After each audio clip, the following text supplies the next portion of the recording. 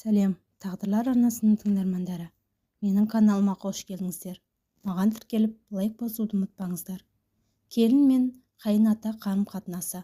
Қазақ салт дәстүрін өте берік ұстаған халықтардың бірі. Сондықтан әр туыспен әркімнің өз қарым-қатынасы бар.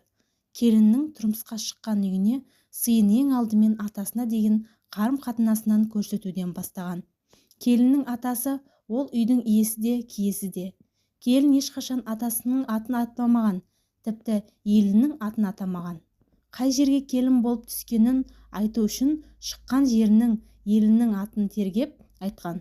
Мысалы, Алжан еліне келін болса, Батыр ата елінің келінімін деп өзгерткен.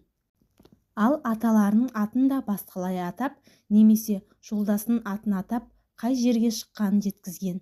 Егер атасының атымен аттас қайналары болса, ат терістеп, ол қайныларының да атын атамаған.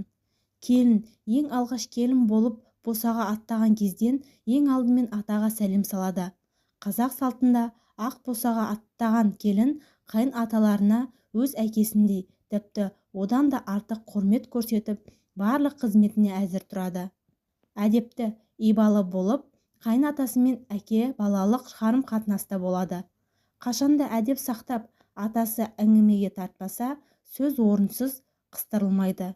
Келсе келмес, билеп сөйлеп, орынсыз жыртақтап күлмейді.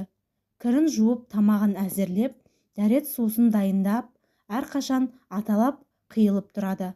Алайда есті, білімді, іскер, тәрбиелі келіндер әзілінің жарасса атыңмен ойна деген халық даналығын шебер пайдаланып, атасында ата-енелеріне еркелеп, жарасымды әзіл қалжың айтып, құдды әкелі балалы адамдардай сыйласып, сырласып өтеді.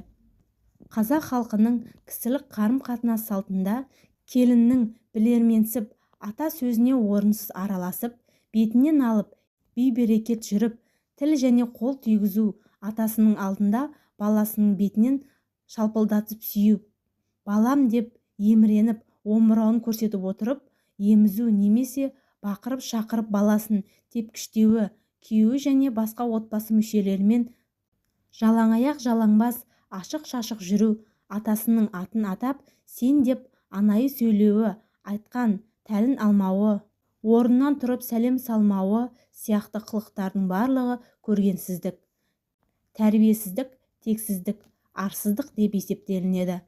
Қазақта келін түсіріп ата болған адам балаша қуанып, келіндерін қыздай, тіпті кейбір ибалы, әдепті, тәрбиелі, білімді, ақылды келіндерін өзінің туған қыздарынан артық көреді. Әрқашан келіндермен әкелік тұрғыда қарым-қатынас жасап, әрқандай жағдайда да келініне тіл және қол тигізбейді. Атаның келінге қол тигізуі арсыздық болып саналады. Сондықтан да ата болған барлық адам келініне айтарын сын ұсынысын ақыл кеңес ретінде айтып, келіні алдында ата балалық қарым-қатынасқа жат жаман қылықтардан аулақ болады.